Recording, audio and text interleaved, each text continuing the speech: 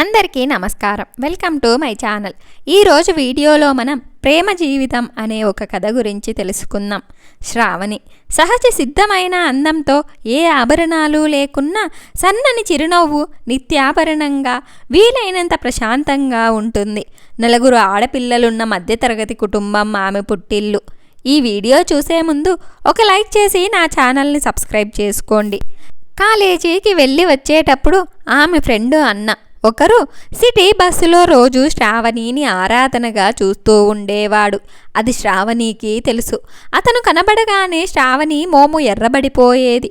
పక్కనే ఉన్న ఫ్రెండ్ ప్రశాంతి, అరే ఏమిటి నీ మొహం టమాటో రంగులోకి మారింది అని ఆట పట్టించేది శ్రావణిని. అతను బాగా డబ్బున్న శ్వేత వాళ్ళ అన్న ప్రభాత్.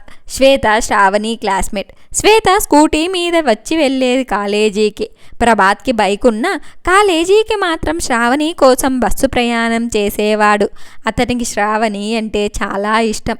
ఒకరోజు శ్వేత తన పుట్టినరోజు అని అందరినీ పార్టీకి పిలిచింది ఇంటికి. శ్రావణి తనకున్న ఒకే ఒక మంచి చీర, ఆకుపచ్చ జార్జెట్ చీర కట్టుకొని పొడుగైన జడ వదులుగా అల్లుకొని అమ్మ కట్టించిన ఒత్తైన మల్లె, కనకాంబరం, మరువం కలిసిన ఒక మూర పువ్వులు మాల పెట్టుకొని ఎర్రని చక్కటి బొట్టు బిల్ల పెట్టుకొని సన్నటి కాటుక రేఖ కనులకు దిద్దుకొని అద్దంలో చూసుకుంటే తనకి తానే ముద్దు మనోహరంగా కనిపించింది. అందంగా నవ్వుకుంది. అమాయకమైన ఆ నవ్వు ఇంకా అందాన్నిచ్చింది ఆమె వదనానికి.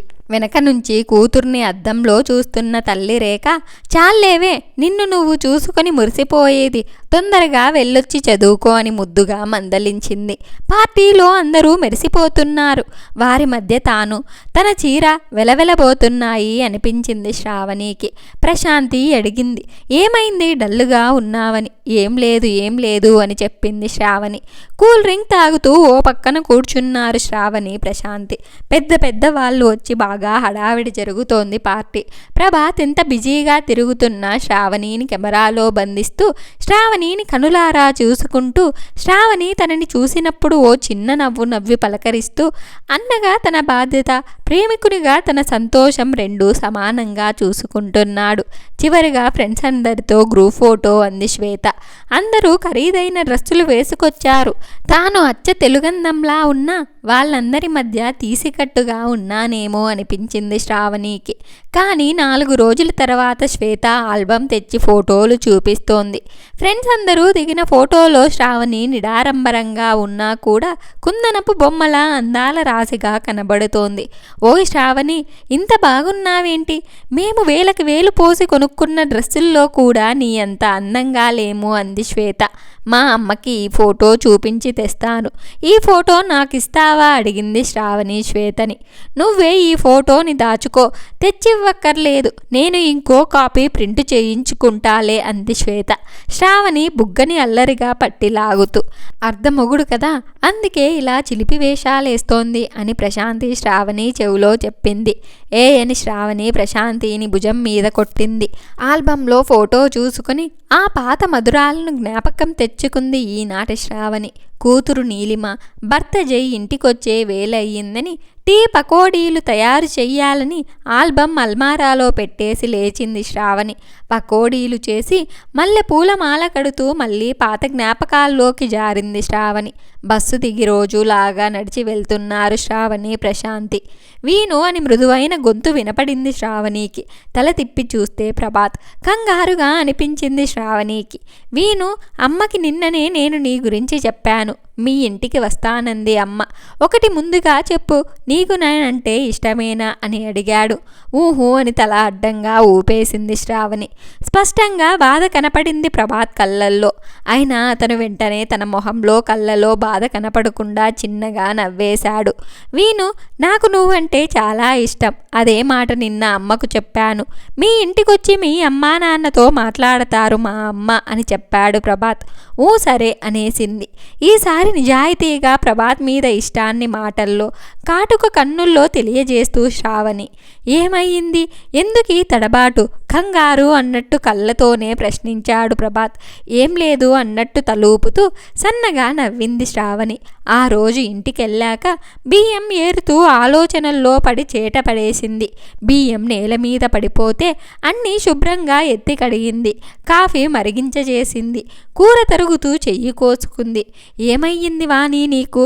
వంట్లో బాగాలేదా అడిగింది తల్లి నుదురు మీద చెయ్యేసి చూస్తూ. అమ్మ, ప్రభాత్, శ్వేత అన్న.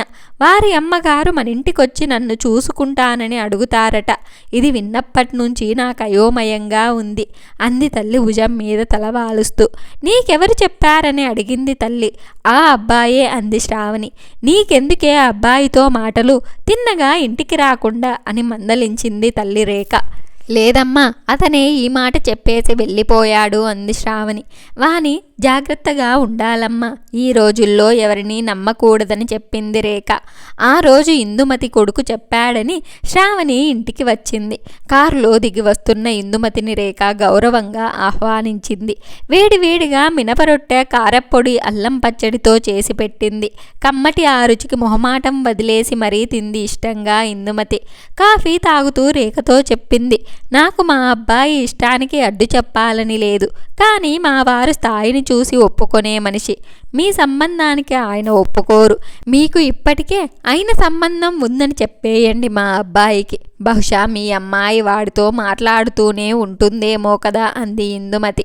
ఆవిడ మాటలు లోపల నుంచి వింటున్న శ్రావణికి గుండె బగ్గుమంది. కళ్ళల్లో నీళ్లు ఎందుకు జారుతున్నాయో తెలియట్లేదు, కానీ ఏడుపు ఆగట్లేదు. రేఖ మాత్రం అవునా ఇందుమతి గారు, సరే కానివ్వండి అలాగే అని సమాధానం చెప్పింది. ఇందుమతి శ్రావణి ఉందా ఇంట్లో అని అడిగింది. వాణి అని పిలిచిన అమ్మ పిలుపు విని కళ్ళు తుండుతో శుభ్రంగా తుడుచుకొని మొహంలో ఏ భావమూ లేకుండా ముందు గదిలోకి వెళ్ళింది శ్రావణి. బంగారు బొమ్మలా ఉంది, అందుకే మావాడ అంతలా ఇష్టపడ్డాడు. కానీ కలిమి లేదుగా, మరి మా వారు ఒప్పుకోరు. అనవసరంగా ఆయనను ఒప్పించాలి అనుకోవడం కూడా.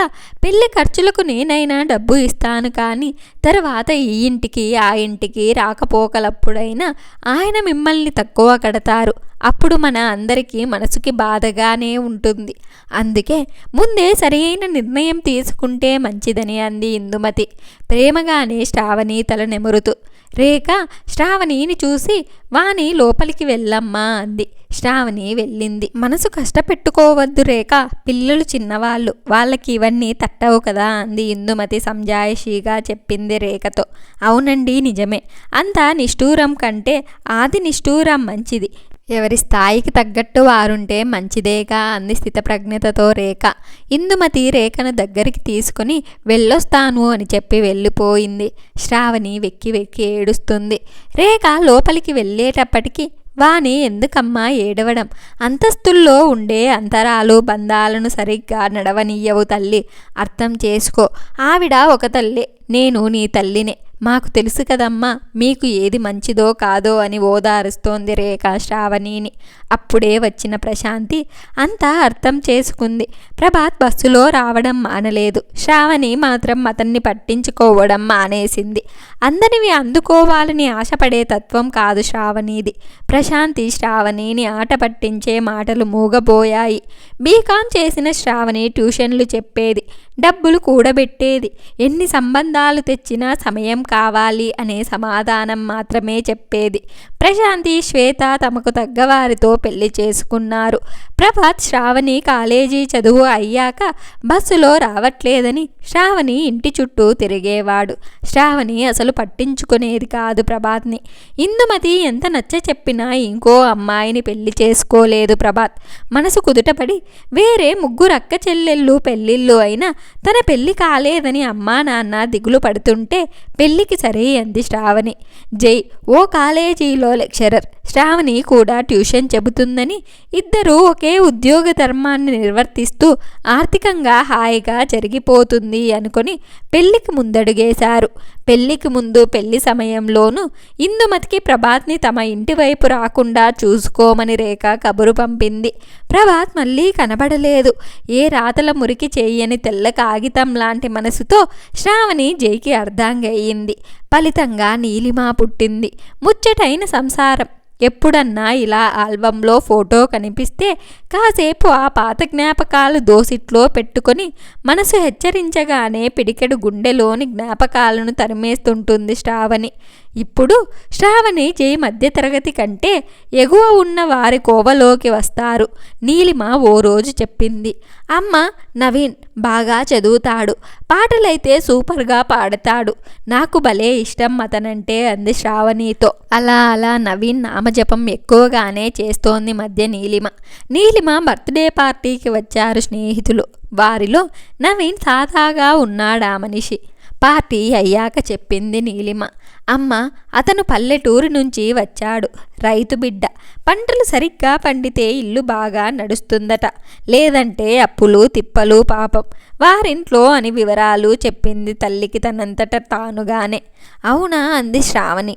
డాక్టర్గా ప్రాక్టీస్ మొదలుపెట్టింది నీలిమ. అమ్మ, ఈ వారం నాకు ఓ 2 రోజులు ఖాళీ దొరికింది.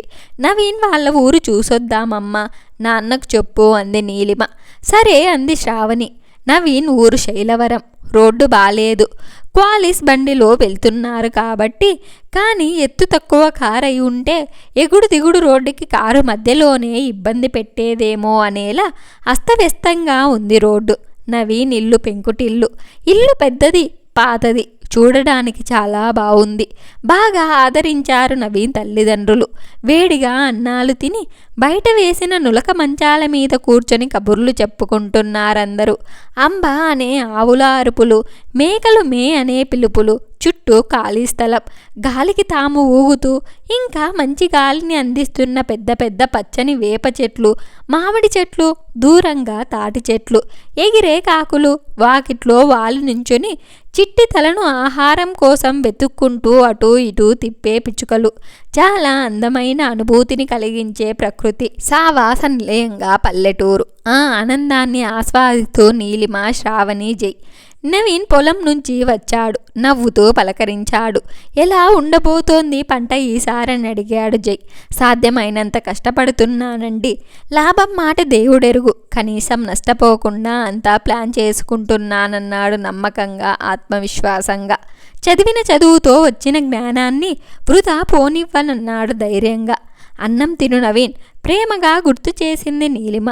సరే, మీరు తయారవ్వండి, మంచి గుడి ఉంది దగ్గరలో, తీసుకెళ్తానన్నాడు నవీన్. 2 రోజులు ప్రశాంతంగా ఉండి సిటీకి బయలుదేరారు నీలిమ వాళ్ళు.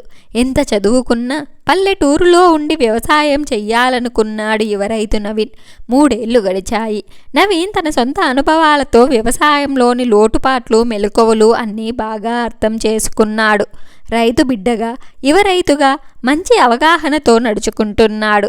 అమ్మ, నేను పల్లెటూరులో డాక్టర్గా స్థిరపడతానమ్మా అని నీలిమ శ్రావణిని, జైని ఒప్పించుకొని శైలవరంలో చిన్న హాస్పిటల్ కట్టించుకొని వైద్యం మొదలుపెట్టింది. ఇవ్వగల వారి దగ్గర ఫీజు తీసుకుంటుంది. డబ్బులు లేక ఫీజు తర్వాత ఇవ్వమా అని అడిగిన వారికి డబ్బులు ఆశించకుండా వైద్యం చేస్తుంది నీలిమ డాక్టర్. ఇద్దరూ చిన్నవారైనా ఆదర్శవంతమైన జీవనశైలిని ఎంచుకున్నారు. యువతరానికి స్ఫూర్తిగా శ్రావణి వాళ్ళకి, నవీన్ తల్లిదండ్రికి తమ పిల్లలంటే చాలా గర్వంగానూ గౌరవంగానూ ఉంటుంది. నీలిమ, నవీన్ పెళ్లికి ఏ స్థాయి అడ్డంకి కాలేదు. ఏ తరము వారికి అడ్డు కాలేదు. ఇరువైపుల పెద్దలు పిల్లల ఆనందం మాత్రమే ఆలోచించారు. నీలిమ, నవీన్ దంపతులయ్యారు. నలుగురికి మంచి చేస్తూ వారు సంతోషంగా ఉన్నారు. ఇలా వారి కథ ముగిసింది. ఇంత మంచి కథను మనకు అందించిన మిథున్ బాబు గారు ఫ్రమ్ స్టోరీ మిర్రర్ వారికి మన ధన్యవాదాలు. ఈ వీడియో కనుక మీకు నచ్చినట్లయితే ఒక లైక్ చేసి స్టోరీ ఎలా ఉందో కామెంట్ చెయ్యండి. నా ఛానల్ ఇంకా సబ్స్క్రైబ్ చేసుకోకపోతే వెంటనే నా ఛానల్ని సబ్స్క్రైబ్ చేసుకోండి.